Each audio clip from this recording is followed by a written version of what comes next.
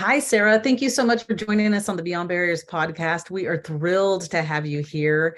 You and I were chatting a little bit before we just jumped on this podcast, and you just, I can tell already, have so many great things to share with our audience. And so, without further ado, tell us a little bit about, who Sarah is, your story, and kind of what led you on your journey, and what have you learned so far, because you are doing some really amazing things. You're disrupting the VC world. And that takes a lot of courage, especially in a place where we see that the statistics are totally not in the favor of women, and you're looking to really disrupt that. So tell us a little bit about your journey, where you started and how you ended up here. Yeah, thanks for that. And thanks for this kind invitation. Like I was saying, it sounds like we're aligned already. We like the same words. So we're going beyond and we will continue to do that. So a little bit about me, and I'll do the quick and dirty, and we can go, in the tangents that would be useful for the audience here. I mean, I grew up in Malaysia. The fun fact is that I have is at 9 years old, I was already, in the media. I was a national TV host for a good 5 years. So in the spotlight and under the pressure of, being a high performer in many different ways. Yes. But that also widened my aperture. And we talked a little bit about technology and media in the prelude, but that's really what I've been brought up with, to understand that, there is really a huge impact that you can have if you focus yourself and your efforts in the right way, utilizing and leveraging both technology and media, which interestingly are two things that I really care about, that has manifested in my life.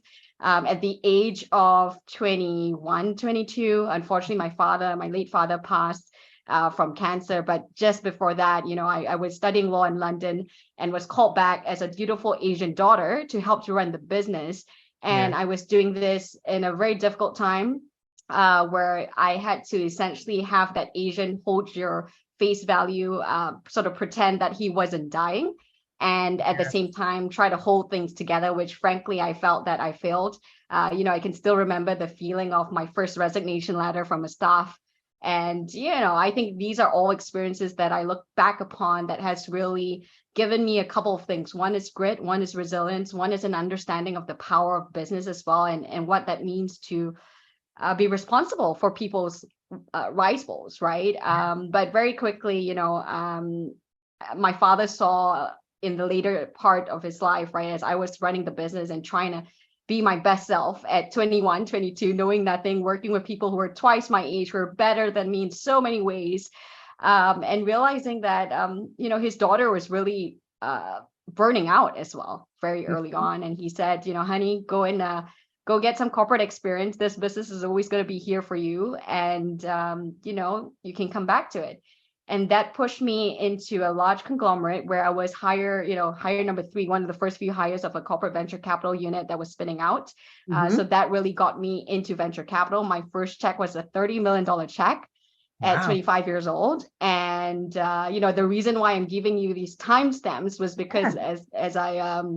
I think, I was giving a keynote speech at a graduation for a business school with Mhm. people who are mid-career, right? And Yes. oftentimes people look at me and say, and I know what they're thinking, right? This girl, she's too young to be here. Why does she Right. deserve to be here? That sort of thing. And so I say this with humility, but also with conviction, right? Mhm. That these experiences have given me an old soul. It has aged me, and a lot of my friends are a lot older, but it's also given me huge perspective very early on, to do the hard stuff and to do the big stuff, I believe. And Mhm. so, I was in the VC unit, and that was really interesting. I felt I thrived in that chapter. I Mhm. love working with founders. I love building. I love the check writing too, because I realized the power of the check, right? And what that opens up, the possibility that opens up. But at the same time, and this was in Malaysia, I realized that there were very few people who look like me and spoke like me. And I'm sure many of us that are tuning in have the experience of being the first and only in many rooms, and Mhm. what that feels like. And I realized that I needed to do something, or at least I asked the question. And that asking of a question took the form of me and my friend at that time, Abir Abdul Rahim, my co-founder in Malaysia Mhm. for what became Lean in Malaysia. So we were two corporate women Yes. climbing our corporate ladder and realizing that as we looked up, right? So of course the CEOs, the higher levels would be sitting at the higher levels of the skyscraper building that you work in. There were less and less women. Yes. And we thought to ourselves, there must be some hope for us. There must be some role models that we should look into and ask their advice. And when we studied the subject matter, we realized there was only 5% of CEOs in Malaysia that were women at that time. So this was something like 2015, 2016. Yes. And so we were inspired by Sheryl Sandberg, actually. She wrote the book Lean In. That, hit the shores in Malaysia. We read the book. We were inspired. We thought, maybe we can take a version of this and localize it to the Malaysia context. And that's where Lean in Malaysia was born. So two corporate women, right, who were, in their 20s looking for role models, decided, okay, let's do this. And let's invite somebody, like a speaker series, let's invite somebody to speak to a group of women. And we happened to find a director of a stock exchange then, who was a woman, and said, who happened to be a woman, and said, well, bring your 10 girlfriends, let's have dinner and let's talk about it. And I'll share, the good, bad, and ugly. And I kid you not, this was early days of Facebook in Malaysia, 2015, 2016. We started inviting friends on Facebook, posted on Facebook, and we were trying to find 10 people, right, for this dinner that this woman was going to sponsor. 80 people wanted to show up. Oh my God. And then the next one was 100. The next one was like 1,000. And then, we'll unpack this a little bit later, but my style is go big or go home always. And if I'm going to do something, I'm going to do it well. And with it took the form of a nonprofit, but we wanted to make sure it was sustainable. So it sustains still today. And I'm only a board member. It's run by really great women right now back in Malaysia. But we grew from literally two women with a keen interest to find out, how do we do this? How do we break the system in some way? And we ended up today, we're 7,000 strong. We've got a career accelerator to get women back into the workforce and into leadership. We've got support from ministry, the Ministry of Women, Ministry of Youth. We've got, huge corporates engaged that are sponsors that drive a lot of the work. But, that's really it. That really catapulted me into becoming what I call an accidental activated feminist. I mean, I've always been a feminist, but to be called to do this work, I was only doing my investing work and then realizing where are the women, right? These women who I was working with. So there were women, but they were checking out at 5 p.m., 6 p.m.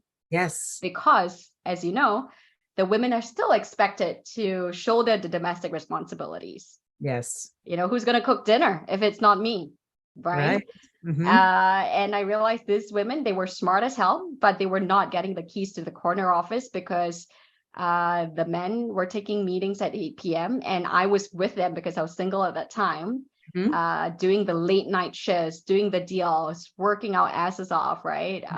But it shouldn't be that way, and we wanted to change it. So that's really how my career emerged, and to create two themes in my life that I've now manifested into the $1 billion Fund for Women, which is a merger of venture capital and women in leadership, right? So feeling, I will say it's been really hard, and I'm sure you would relate to this, but to be able to now make my passion, my conviction in life, the work that I do on a daily basis, it's hard, right? We had to figure out how to commercialize it and all that.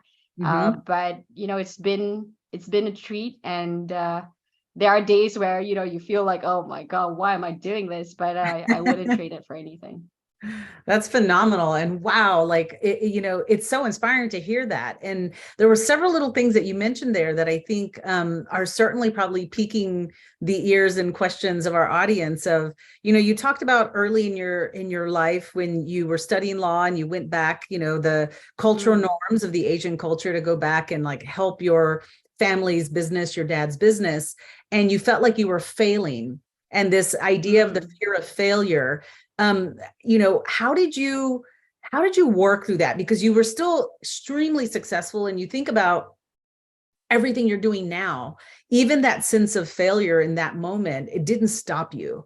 So where do you draw the courage? How do you build the confidence and the resiliency for you over your career in those moments where you feel like you failed, but it doesn't stop you, and you have that mentality of go big or go home? Talk a little bit about that. Yeah. And, I'll mention, so I also have a podcast, Billion Dollar Moves, and I had one of my friends on who's a venture Uh-huh. investor. She's a huge material scientist, turned unicorn backer, and basically Uh-huh. raised about 100 million before the age of 30. And she said this, I feel like I'm failing every day still.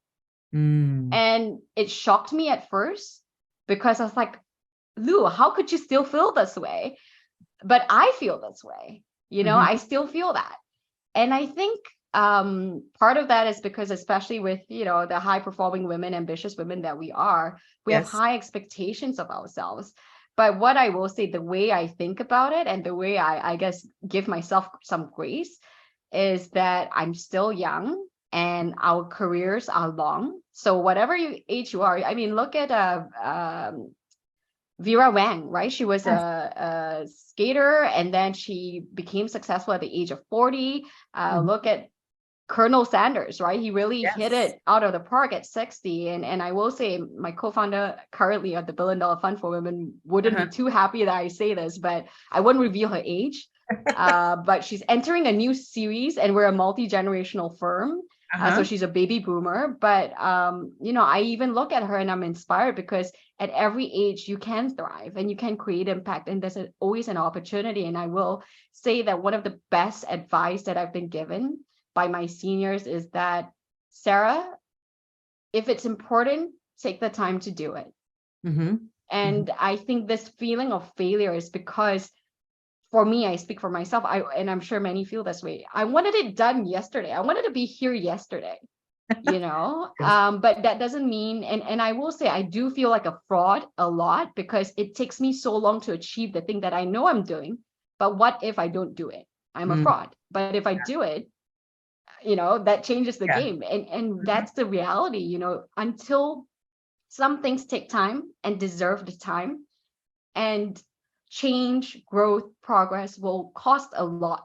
It'll Mhm. cost you feeling like a fraud. It'll cost you, your sanity sometimes, right? Because you're just on it and all, on the goal all the time. But hopefully you're doing it for the right reasons, which is, for me, the why piece is very important. And for me, it's like, what is my why? Why am I doing this? Mhm. And for me, what drives me is the fact that I know I just have something big here to be done, and Mhm. I'm uniquely positioned to be able to execute in this way. I love that. And I think it's so powerful that as you were saying that you have these feelings of fraud, you have these fears, and sometimes maybe even self-limiting beliefs, but Mm, you are choosing to move forward and having more faith than fear, knowing that you're going to figure it out and that you, like you said, you have a long runway, right? You're young and your career is long, and just moving forward in this idea that it's okay to have these fears of failure, mm, these fears of fraudulent, feelings of imposter syndrome, all of these types of things. But the way to remedy them is, like you said, eventually accomplishing what you set out to accomplish. And then it's that evidence of like, okay, I can do this. And even if the thing that I'm doing next is even bigger and even more uncertain, I know yeah. that I'm still going to move forward because I always tend to accomplish those things. And so I love that. I love the normalization of, you are so successful, you're an amazing, entrepreneur, you're an amazing advocate, and like you said, accidental activist. And yet you still have these feelings and you still struggle with these things every day, as do I, and as does most every other individual. And so that idea of being vulnerable and sharing and normalizing it for people is so powerful. Thank you for doing that. I think it's amazing. And I have one more Mm, question for you. So you talked about, you were this young, ambitious woman. You and your colleague were looking up and not seeing a lot of women, and you started mm, to create community. And, mm, same thing in terms of, you in your new podcast, right? Of mm. creating visibility for these people. So how important is it for you, in this, creating the visibility or building that community, being strategic on finding those individuals that'll help you get there? Because like you were saying, it wasn't there for you, so you created it with the Lean in Mm. Malaysia. Tell us a little bit more about like how you're doing that, even through the podcast and things like that. How important is community for you in order to help you keep going? Yeah, I would say community is everything, right? And I'll share. I'm an immigrant to this country. I'm in the United States right now, and only moved here 4 years ago, and I wouldn't be where I am today without my community, my network, right? I mean, it's cliche, but your net worth is really your network. Hmm. And I think this is an important point too. When I was young and I did my first 30 million deal, I talked about, Hmm. again, I don't think, that deal didn't go the way that we all wanted it. But Hmm. along the way, because I was just true to who I am, in that I'm transparent, I Hmm. try to be, as transparent as I can be. I don't like to play the political games. And a lot of my work in the chapter of working within the corporate, because it's so bureaucratic, was, I will say, a lot of my time was spent doing stakeholder management Yes. versus what I felt I wanted to be doing, which was the investing. But Hmm. my work ethic was such that, I would be transparent with the counterparty that was my investee company, that this is what's happening. I'm doing my best here. I'm doing my Hmm. job, but the higher ups need to approve this. And this was like one of the flaws of the corporate VC unit, in that we were Hmm. investing from balance sheet and not an independent entity. So that's something Hmm. else that I talk about, with like what could have worked better. But along the way, um, many of the people that experienced me had a good experience, right? On Hmm. the working end. So my investee company, one of the CFOs of that company that we invested into, although the deal didn't work out the way we wanted to, Hmm. still today is literally one of my closest friends and my biggest advocates.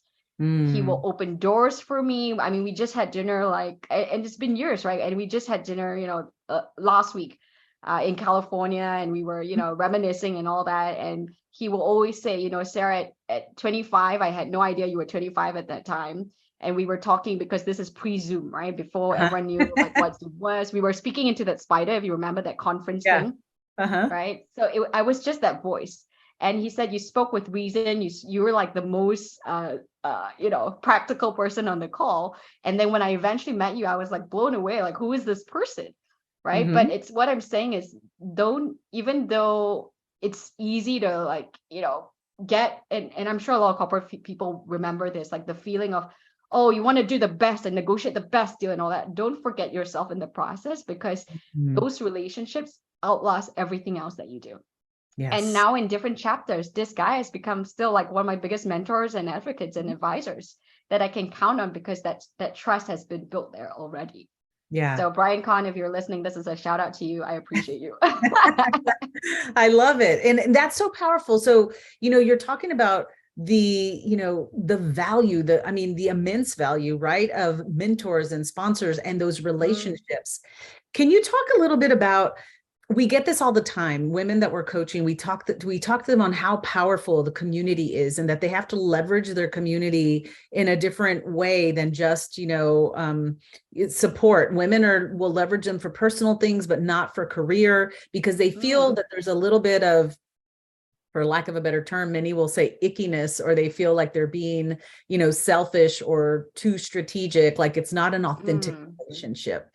Can you talk a little bit about that balance of, like, it's not about like, I'm going to use this person. It's like there's a reciprocity mm. there where you do for them and they do for you. But how do you develop relationships that feel authentic and that you care for one another and they're long lasting, like the relationship that you just described? Yeah, and actually that's a really good question, because I've experienced the negative and the positive way to do it, right? So Yeah. the negative way is, you take, right? And you think about me all the time. Mm-hmm. That's a no-no. And I've actually experienced this both from men and from women. Mm-hmm. And you want to be really, really careful about that, because that comes across, all in all the wrong ways. Maybe I'll help you once, but if it's me all the time, it's very clear. So there's a saying in that your intention flows in everything that you do, even though you don't say it Mm-hmm. overtly. Yes. Intention flows and you can see it, right? So I mean, in that negative experience, I've seen how it comes from like a very selfish intention, and that's not good. What I try to do, and what is, I hope, the positive way of doing it, is, it's like you said, right? It's reciprocal. So it's Mm-hmm. give and take. It's making sure that as much as I'm asking you, it's, you always put the mirror and say, what else can I be doing for you? And oftentimes, and I feel this way because I'm usually, like I said, since I was young, I was put in rooms where people were twice my age. I mean, they have so much more value to give to me than I did to them, right? Like, what could I offer? And even if you feel that way, just ask that question. You'd be surprised, right? Perhaps, especially like for me now in the multi-generational firm that we're building, having two perspectives has been fantastic. She deals with perhaps the premiers of the wealth builders, and then I'm dealing with the next generation. It feeds into it very well. And it's about how do you do it in a way that feels authentic, right? So again, check your intention. Number one, check your intention. Where does this come from? Okay, maybe you want to get something out of this person, but look at this person as a person, right? Sometimes it's not even like, they don't even expect anything. Most genuine people I would say that I've met in my life don't expect anything. But then because I ask them that question, it always opens the door for them to say, hey, Sarah, hey, you've got a following now. Could I put something, could you mention our this thing that we're putting together? Would love to get the investor group looking at this, right? Do you know someone? And the likelihood of me knowing someone who knows someone who can help you is very high at this stage. And eventually you build your value and you give back, right? So as much as you can do that, I think that's great. And yeah, check in with that person as well where possible. Like, hey, I did this thing. Oh, this is very important. What I mean by checking in is do the thing that you said you were going to do. I take this very seriously. I've been given opportunities in my lifetime that are like so rare. And I always use this term of rising to the occasion because some of these opportunities come once in a lifetime. You don't have a chance to like start over or, oh no, I didn't do that as well. Someone opens the door, someone gives you an opportunity, take it absolutely seriously and execute on it, and then tell them, this is what I did. I followed your advice. This is what I did. People love that. Closing the loop. I love it. Yes, that's so important to close the loop and let them know that. Which brings another question for me. The opportunities, those rare opportunities that might seem scary, there's a level of uncertainty and you rise to the occasion. Rising to the occasion takes a level of courage, or, that moment where you don't pass up the opportunity or you don't let that opportunity slide. How do you evaluate those situations? Like, do you just have confidence in yourself that you'll figure it out? Or have you built that muscle to say, this is an opportunity? Maybe there's a little bit of self-doubt, but you're just going to move forward anyway. How do you realize on the opportunity? So it sounds like there were two questions in that. So how do I evaluate the opportunity, and then how do I rise? So evaluating the opportunity, I will say, and this is an important skill set too, right? Because you can't do everything. Right. Being focused is so important. And then because if you focus on the right opportunities, then you can truly rise to it, right? So it feeds into the second question. But I would say, I would evaluate it and this is pretty vague, but, and speaking in rhetorics in some way, but you need to look at the long game always. This is me, right? Short term, like this, where is this going to go? Maybe you think that way. But what does this open the aperture to? And being open-minded to the possibility is usually a good thing, right? I've never regretted it. Right. So I always think from a point of like, would I regret not doing this thing? And if the answer is yes, then I'll do it. Right. And your gut, and women, we have this great gut feeling.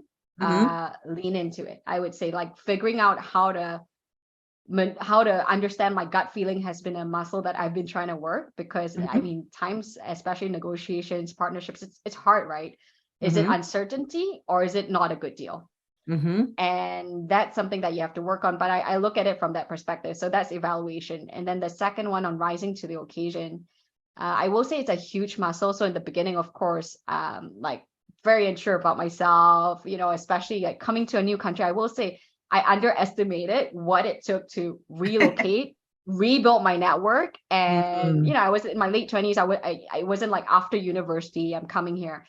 It was when I felt my career was on an upward trajectory, and I decided to make this personal decision and all that. But it's opened up a lot of great things and opportunities for me.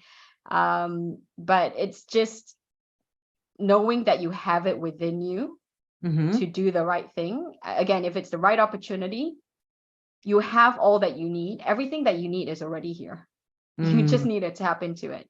We yes. always feel like I need to, and I still feel this way sometimes. I will say that, like, I need more track record. I need more experience. Mm, I need more this resources. This is this. But when I tell myself all I need is already here, mm-hmm. it changes my mindset into, okay, what can I do? What can I make work for me? And how Yes. can I rise to this occasion? I love that. I absolutely love that. And I think the other key thing that you mentioned is that in part of the evaluation, like you were saying, thinking about it long term or even short term, like, where is this going to lead? And I think the other important question is it aligned to my North Star? Like having that Mm. clarity on what it is that the outcome that you want, or the overall arching goal of what you're trying to do. Can you talk a little bit about that? Because you obviously have crushed and accomplished lots of different goals, and gaining that clarity on what it is that you're wanting to do. How do you start ticking away at that goal? Can you describe kind of like a typical day on how you actually execute, but then also maybe making sure you're taking care of yourself, because you're doing so much, but being mindful that you don't burn out, because you've talked about that before, where like Mm. burning out and you had to take a step back. So talk a little bit about that, because you go big or go home. So you have these big, audacious, big, hairy, audacious goals, right? The BHAG. How do Mm. you actually start executing on them and getting there? Oof. I will say I'm not perfect. I don't have it down to the T. And even yesterday, I was just telling my husband, okay, fine. I will agree to cut off things at 9 p.m. unless I have a really important Asia call. Like, that's the only Uh-huh. exception. And I'll try to, because of time difference. Like, and working globally, I will say people underestimate. I mean, that was my dream, right? I wanted to be a global leader. Sounds great in principle, but your life is like a complete mess. So what Right. I've done actually is I've done time blocking. Like, that's one of Mhm. the hacks that I've done, where I know. So if I'm like, I mean, like, this is kind of a sales skill set, right? Like, you're speaking, you're using your a lot of energy. I have days where I only do this, and then because I can't do this and then shift to go and do deep work where I Yes. require, deep thinking. How do I structure this? How do I make this vehicle work? So on and so forth. So I have time blocking, different days for different things, different days for different regions. So if I'm doing like a late night call, I will definitely start a little bit later and give myself grace and give myself the Mhm. opportunity to regroup, because that's really important. And I will say, as a woman, and I really hate this, I want to change this, but you're too young until you're too old. Yeah. So be all that is to say, like, you need to take care of yourself, right? It's really, really important. And time flies. I mean, you don't realize like what it takes out of you. I mean, to do big things, I feel like I've aged a lot, and aging is beautiful, but I don't feel like I've been aging as gracefully as I would have wanted. And we're all just conscious, whatever, but You could have sharing the fooled me, but okay. sharing the insecurity there. But I mean, it's having those little hacks. I use software that helps me out a lot, right? So I use Notion actually, which is like my playbook. Mm, And also I started outsourcing certain things, right, where I realized, okay, if you decide hypothetically your time is worth like 15,000 an hour, mhm. what can you hire out? What is not 15,000 or $10,000 work that you should be giving to other Yes. people, so that you can focus on the big things? Right. Right. So those are some of my strategies. And I would say a big chunk of that is also having a great support system. Mhm. I have a supportive partner, and I think that's really, really important, to be doing the hard stuff, and that not only supports you, but understands why you're doing it, Mhm. because it's the mental, it's the emotional support. And that, there will be times where it's like, oh, almost rock bottom, Mhm. and you're like, I want to give up. But it's your partner that pulls you back and says, okay, why did you start in the first place? Yes. And come back to that. They're holding Yeah. you accountable. That's Yeah. phenomenal. Yes. And I love what you said about being intentional on blocking times, and then understanding the energy that it's going to take. Like, this is a really deep thinking day. So it's going to be on this day, and I don't want to put any other things that can be distracting or is going to like take you to have to like shift mentally. I think that's really powerful. Yeah, because tasks, I mean, I will say there's been studies that show that the task switching actually, and you know, I'm like deep into all this productivity stuff, but the task switching takes a huge toll that people don't realize. And that's why like you feel so exhausted when you're like going for a meeting and then taking a call and then doing like different types of activities that require different parts of the brain. You get exhausted, even though you feel you haven't done much. So there'll be days where I felt this, right? I feel I haven't done anything, but why am I so exhausted? It's because of that task switching. Absolutely. And I think that's really powerful. I have one more question for you before we go into the lightning round, because I could talk to you all day long. We're cut from the same cloth. Yeah. We were talking a little bit about, you were talking about the, setting the time blocks, knowing that you only schedule certain things at a day, and then the boundaries, right? And you talked a little bit about the boundaries that even your husband, your partner made you set, like I'll turn clock. But how do you protect those time blocks? How do you protect those time blocks from someone saying, like, Sarah, I know you usually don't take podcast interviews or speaking in, things on, Tuesdays, but, you're going to do it. Like, how do you, this is where I see a lot of women struggling, where they don't block that time. They end up being the martyr, and they'll give up that space or that time because somebody else imposed on it. How do you do that? How do you manage and kind of protect and set those boundaries and keep them? Yeah, and I will say, of course, you need to earn this privilege, right? Not if you're working for someone on a 9 to 5, it's going to be hard. There's still a way to do it. Like have a conversation with your boss, figure this out, because it's important for you to be at your game, right? To be at your top performance. It's a win-win situation. Again, like what's in it for the other person, being reciprocal. But I will say it's a lot of hard work. There will be times, and you will never feel like you've done enough. So for example, vacations, right? I know this is like, let's say March, it's the busiest month, for example, but it's also my anniversary. And I just made that decision, like, okay, whatever it is, nothing is more important than my marriage. Everything else will fit around it. So you make that commitment, and then I've made the booking and I've committed to other people. So I have to own up to it, right? I can't just, give that up. So I don't know. I think it's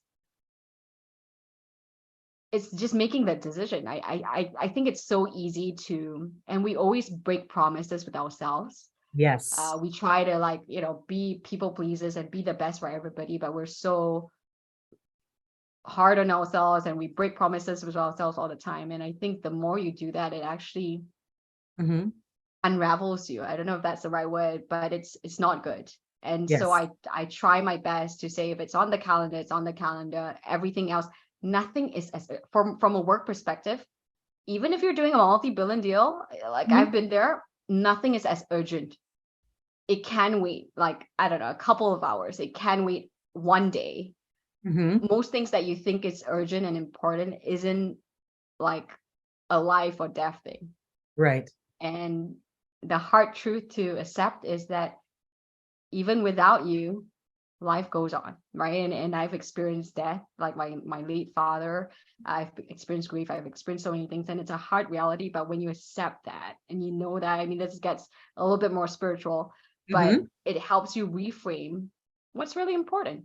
Yeah. So I don't know, having your client feel like you're taking care of them all the time, is that more important than your sanity? And maybe that's not a client that you want anyway, because this person's so demanding, right? Like, is this the life that you want to live? So that's how I think about it. I love that. It's powerful. And I think, like you said, I think it's focusing on, is this really life or death? Is it this urgent? Can it wait? And understanding that many of the times, yes, it can wait. We're just creating this drama in our head sometimes, right? Or it's the the fear of like, you're going to disappoint someone. So I think it's powerful to understand, like, you have to keep those boundaries to keep yourself sane. I think it's so important. And so I think I fibbed a little bit. I have one more question for you before we go into so tell me a little bit about, we get this all the time where we talk about women getting clarity and doing what they're passionate about. And you've done just that, right? You were in, the investment banking, big deal making, kind of venture capital, kind of corporate space. And then now, you're leading this amazing, female focused VC kind of thing with, beyond the billion, right? Talk a little bit about that. Like, what is it that you're trying to accomplish, but how did you marry your passions to, that unique value proposition? How did you marry those things and move forward with confidence in doing that? Yeah, so I will say it's not a straight path. And frankly, when I started, I actually put my hand up because the $1 billion fund for women, so Beyond the Billion, launched as the $1 billion fund for women. I met Shelly, who's my co-founder now, and I was really just trying to build my community in the US as I moved here. And I asked her what she was doing, and she said that the $1 billion fund for women is her idea. Haven't executed, not sure how we're gonna like totally frame this up. And I basically said, well, I have some time in my hands. Can I help you? Right. And then she saw what help from me meant. And it meant like rolling out a whole strategy because I was in Asia and I was already a VC. I had decision makers that were taking my call and we could roll this out. And so create a business plan, so on and so forth. And then she said, oh my Lord, you have to be my co-founder. And I said, yes. And, I will say it's a match make. If that was a match made in heaven in so many ways, this would be very close to that because, again, we're like from different generations, but we're so aligned that, even when I was texting her earlier on something a negotiation we were handling, I said, I'm sure we're aligned, like just send it, like whatever you type out, I trust you so much that we're aligned that this would be it. Right. And to get to that level of partnership in business is really hard because I've had many bad business partnerships as well to compare that to. Right. So to get to that level, and I think you'll appreciate it, is very hard. But it was really about me saying yes. And then at that time, frankly, I had another, I had a tech job. I thought I wanted to do the same thing of, have my lean in Malaysia and my corporate career, right? So this was my nonprofit. But when we hit the $1 billion mark, right, in under 9 months, and I'll share a little bit of the genesis because it's important. But the idea was, how do we close the gender venture investment gap where women get less than 3% of venture capital funding? And I was seeing it in the work that I did, and we decided to take it from a consortium approach, which means we worked with multiple VCs and the investors into VCs called limited partner investors to catalyze over $1 billion into female founded companies. So we started as a pledge campaign to get VCs to pledge a dollar amount to be invested into women founded companies. And that amount amounted to $1 billion. And I kid you not, our initial plan, to answer your question, like how did this become the thing? The initial plan was, okay, it'll take me maybe 10 years. But when we hit the mark in 9 months, no one was more surprised than we were. And I realized, hey, I was like all over the place because I had a full-time job and this was taking a lot of my time. There was media, there was press, there's a lot of things going on. And I was spending 20% of my time to get 80% of the results. And I literally sat down with my husband, at the close to year mark. And I said, honey, I'm spending just a little bit of time to get this results. What if I channel all my time? What if this is the thing, right? It wasn't at that time commercialized in the way that it is now. But I said, give me, I don't know, I think I can do it. Give me like 6 months. Let me prove that this can be something. And then let's take it from there. And that's an important part as well, because this is why choosing your partner is the most important career decision you can make, because then you get to make choices like this, right? Where I could take that kind of risk because he's the stability in the family. And guess what? 2020 was the timeline, and then the pandemic hit. So it was really, really hard. But we emerged out of it, and we're still, going strong and even stronger. But the idea is, we started as a pledge campaign to get over $1 billion into the hands of female founders. 638 million of the first billion has been deployed in 2 years. into 800 companies with 11 unicorns minted. So really proud of that. And our partner funds, our community, of course, we couldn't have done it without them. It's a community effort. But now we work with institutional investors, so sort of the LP piece, right? The limited partner piece, the investors into the VC funds, because, and we talked a little bit about this, but a lot of the why this problem exists is structural, right? It's an issue like to fund a fund manager, to write a check to a fund manager. So many may not know this, but not all venture capitalists are rich. In fact, many of them are not doing so well, especially when they're starting out, because it's a really hard business to be in. But to get the check of other people's money into your venture capital fund to fund startups, you need to oftentimes have a track record, what people call a track record. Right. And if you're trying to get money from pension funds, large financial institutions that write those big checks, they're going to ask you for a 10-year track record. Right. And remember, most women, people of color, didn't come from that opportunity, that privilege and that same access point, that the status quo, which, by the way, 88% of all venture capital goes to all male teams. So you know what the status quo is. Yes. And it's even worse when you look at who's writing the check, right? Only like 1.9% are women, people of color, that are writing the checks at the LP level. So when your pattern of success doesn't look like you and me, what do you think our likelihood of success is going to be? Yes. We need to change the system. We need to hack the system a little bit. And we need to work with the current system to change it, right? So part of our work is doing that. And, we're working on the next iteration of what Beyond the Billion. And that's why the shift from the $1 billion fund for women to Beyond the Billion. Actually, my co-founder, Shali, was put on the spot. And what inspired this was the CEO of Political in DC. And we're based in DC. Asked her, okay, you hit the $1 billion mark. What next? 10 billion, right. 2 billion? Is it the 2 billion fund for women? And we said, well, let's go beyond the billion. Let's widen the aperture. And it gave us an opportunity to, keep going as well and not cap what we believe is a good momentum. Right. But there's a lot more work to be done in the space.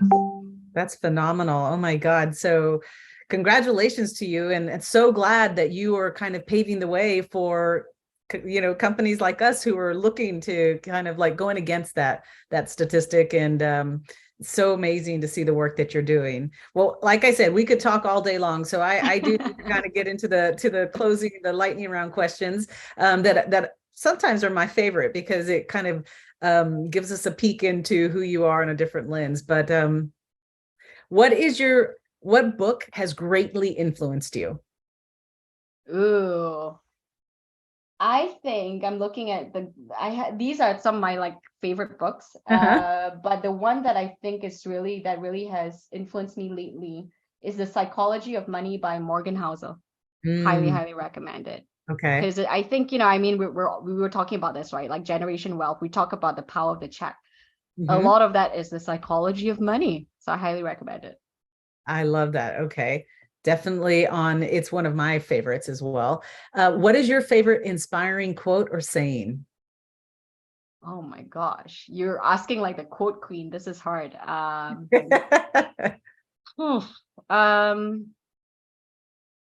What is my most inspiring quote? I have too many. I'm trying to think what's the best one right now. Okay, how about we go with this? The most common way most people give up power is to believe that they have none. That is so powerful. I love that. And that is so true, because we're the ones who give up our power. And how do we make sure we take it back and hold on to it? I love it. That was so good. What is one word or moniker you would use to describe yourself? Ew.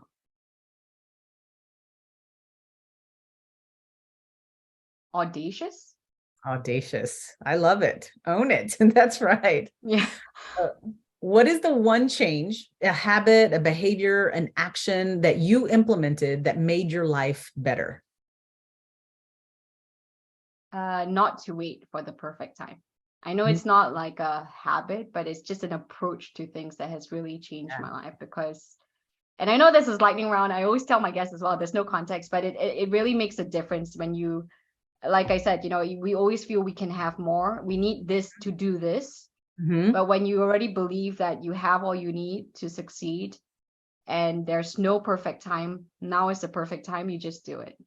I love that. And it also, I mean, you live it because like you said, there's no perfect time. So when those big opportunities like come your way and you just take them, it's just like there's no perfect time. I love it. And you're living it, right? So you're leading by example. I love that one.